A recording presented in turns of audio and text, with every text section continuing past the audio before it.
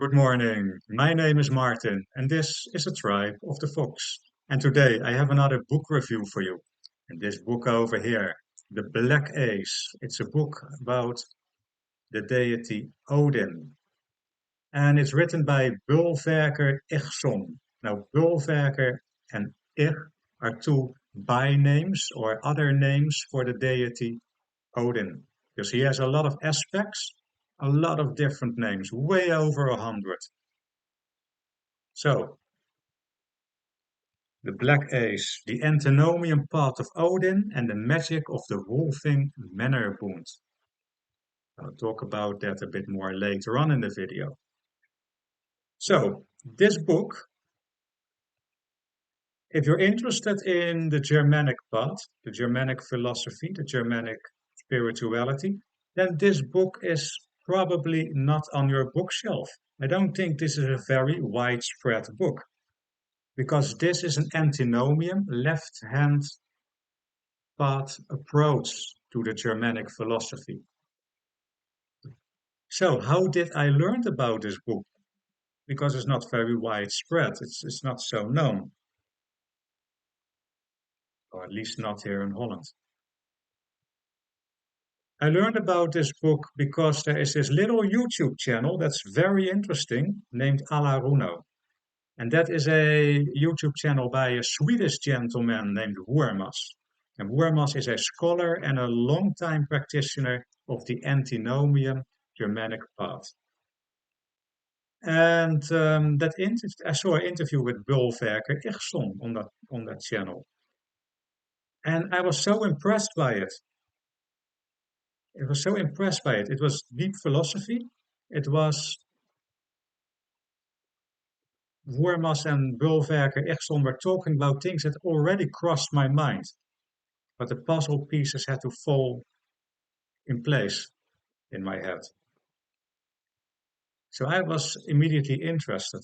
And I watched the video several times. And I thought, well, this book is by my standards a little bit expensive, but I do have to purchase it. And here it is on my bookshelf now. Very happy with it. So, okay. So what do I like about this? What is so different about this philosophy described in this book?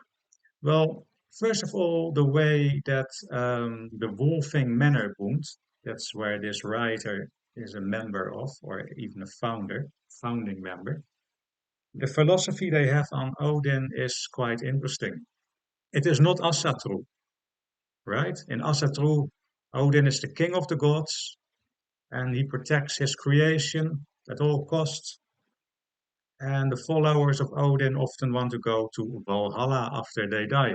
So this is basically Asatru in a nutshell. It's extremely in a nutshell. There's far more to say about this. On the other hand, you have Thursatru people, the Thursatru practitioners. They see Odin as the evil demiurge. A demiurge is basically a deity that builds worlds to keep souls imprisoned there in the matter, in the material world. Well, I don't view Odin in the Asatru way. I don't see Odin the way the Thursatru folks do. And then Bölverkr Yggsson has a very different opinion. And we can read it at page 17. So let's use the words of the writer himself. Odin is both Ace and Thurs, primordial and cosmic, non-natural and natural. He is the noumenon and the phenomenon. He is the creative emanation and also the supreme unknown deity. And that means the first cause. So, wow, let that sink in. Here, Odin is not just some king of the gods. He is not just an evil demiurge. No, he is the first cause. Before all the worlds were there, when nothing was there, Odin was there according to this book, to this writer. He was the first cause that created Muspelheim, Niflheim, the other worlds, the beings that live there came forth from that. He is both Ace and Tours. Yeah, you can read that in the Edda poetry as well. He belongs to a family of gods named the Aesir, but he has also blood of the Thursar, these primordial ice giants that are still so connected with the primordial world, the a-cosmic world, for the lack of a better word. So yeah, he is primordial and cosmic means this material world or material worlds. And he's primordial. That's from before all the worlds were created. So yeah, that's quite a lot. So another thing that I think is very interesting is that there is no duality in the philosophy of the Wolfing Mannerbund. And with duality, I mean, let's say the Thursatru philosophy. They would say the the cosmic world, well, let's tear it down. We don't want it. We want to go back to the a-cosmic primordial situation. That's not the case in this philosophy. The Wolfing Mannerbund, Bölverkr, Yggsson, they think different about this. And let's see, I just use their words again because that's the best thing. Here it is. Infinite consciousness is at the base of everything. Is at the base of everything. So if infinite consciousness is at the base of everything, it's at the base of the primordial situation, but also the cosmic worlds, the material worlds. So then there is basically not really a divide. There's no duality in that case. Yeah, makes sense to me because maybe we should sink into the material world, in the cosmic world. Maybe we need that to ascend up again. We get out of that situation again to grow. Think about it. So yeah, what's also interesting is the more holistic way that this book looks at deities, or better said, the Thursar, these ancient primordial giants. I've written it down because they are like a personification of the unknown, subconscious, subconscious people. That's the unknown. If you work with deities like Hela, the goddess of death, if you work with Angerboda, the ruler of the Ironwood, the ruler of the werewolves, if you work with Fenris, Jörmungandr, then you go to your subconscious, you go to the more unknown places. So that's what meant with dark. So dark is hidden and unknown. It's not necessarily evil. You know, it's pretty much not the case. It's the hidden, the unknown where you're going. And that's exactly a very important thing in this book, by the way. It's about your conscious and your subconscious to make them one again, to bring that what is unconscious or subconscious into your consciousness. That's the wholeness of your consciousness. And that is what's creating a self that survives this whole cycle of birth and death. Okay? Because for instance, the Asatru philosophy, people go to either Valhalla or to their goddess Freya, if they like the goddess Freya, or if you don't die on the battlefield, you go to um, Helheim, and then you be reborn again. That's the Asatru philosophy in a nutshell. In Thursatru, for as far as I understand, they just want to leave the material world and go back to the primordial void, the primordial situation, before there was the material world. So in this philosophy of Bölverkr Yggsson, it's different. You create a self, an autonomous, strong self that is outside of birth and death. No duality between the material world or the primordial situation. So that's a whole different approach. Whole different approach. Find it very, very, very interesting. So how do they do this? Creating that self that survives birth and death. Well, there's several things in this book. There are rituals. Lots of rituals are described in this book. And they are not just described, they're also explained. So their purpose and how to do it and what to do and step by step even. And there's a lot of ritual in this book. So that's obviously very important for the Wolfing Manor Bund. That's their way of operating. Myself, I have a bit of a different approach. I'm very much into trance journeying, deep in my subconscious, visiting especially the Thursatru. I don't really visit Odin because usually he shows up with me if he has something to learn to me. But if he wants something from me, wants to teach me something, but that happens sometimes. But if I journey in a state of trance, I go to the Thursatru, into Helheim, Niflheim, the Ironwood.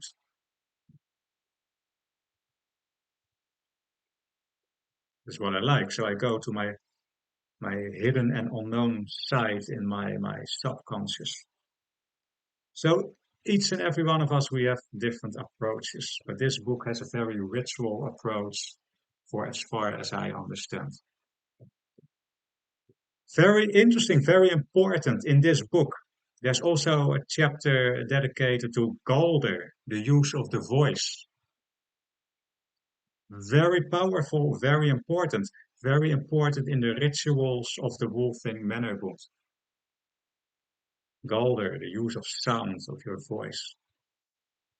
And I made a video about that as well because I really love doing that. It's a perfect way of tuning in to a certain deity or tuning in to a certain realm or world. And you can even change the whole vibe in a room with people if you do your Galder from the heart. Awesome. So I'm happy that this book describes Galder as well and that this group of people actually use it because it's a very Germanic thing. Very good. Yeah, there are also bind rooms in this book and lots of bind rooms with explanation. So that's important. Bind rooms are very, very powerful means of magic. They work. Trust me. Trust me. Bind rooms are powerful if you choose them wisely, you create them wisely, if you, how do you say this? I usually do in a kind of a ritual way, a small ritual, because I'm not very ritualistic, but in a small ritual, I put my energy in it. I activate the bind room. Very powerful, very important. So yeah, in this context, I just mentioned the word antinomian a lot. It's even in the subtitle of the book. What does that mean? It means that you just don't blindly follow all the rules and regulations and philosophies and morality of society. Because You have the wisdom to forge your own path. Does that mean that you should do everything that comes up in you? No, of course not. It, because then you will end up in prison very soon. And I don't think that's a very good idea. No. In this book, antinomian is also described as the need for freedom and liberty. The need for freedom and liberty. That sounds pretty obvious, doesn't it? You could say, yeah, everyone likes liberty and freedom. No, no, no. Most people just like to follow society. They don't follow their hearts, they don't follow their brains, they don't follow their intuition, they follow society. They follow the media, they follow the government. Programmed. That's exactly what this book is saying. The Wolfing Mannerbund, they see people as, well, basically programmed, or better said, as they had a word for this, like almost like robots, almost like machines. I think they called it in this book automatons or something. Yeah, and that's why it's so important to forge a autonomous and strong self. That's the whole point of this philosophy, and most people don't. Yeah, it's also interesting that in this book, the god Thor, the god Thor, is seen as, well, basically the embodiment of what is not antinomian. He's the god of society, of mankind, and the people who just blindly follow. That's also part of the philosophy in these books. So interesting. There's also a whole chapter about that. A chapter about how Odin and Thor have a conversation with each other. It's from the Edda poetry or from the sagas. Yeah, so I just named it Männerbund. What is a Männerbund? It's a German word. It's a men's organization, a men's society. Now, the Germanic people are Indo-European people, and Indo-European people, they are warriors. They are the descendants of warriors. And young men were raised to become warriors. At a certain age, they were sent away for a while to survive in the forest, or maybe to raid the cattle of the neighboring tribes, the neighboring villages. And they played a certain role in battle as skirmishers. So they didn't fought these young men in lines, but as skirmishers. They were very mobile, fast. And later on, these young men, they would become, after that period in the forest outside of the village, they came back to the village and then they could become, men. They could marry, have their farms.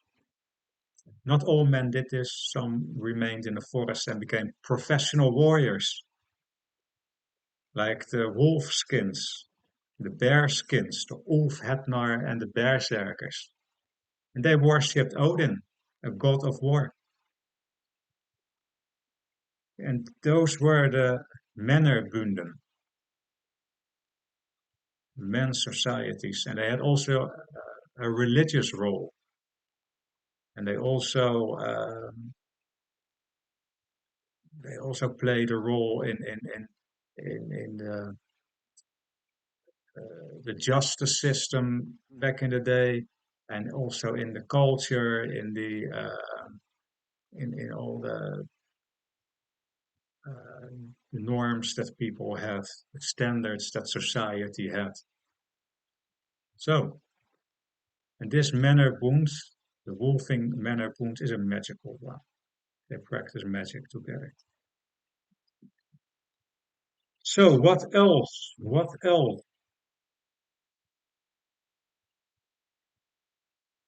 Well, I'm just happy that I purchased the book. So that was it. It's a very deep book. I'm going to read it again and again. I cannot read this book just like this. I just have to read small pieces. That's also a good way of reading. So, that said, stay safe, stay healthy, and see you in the next video. Bye bye.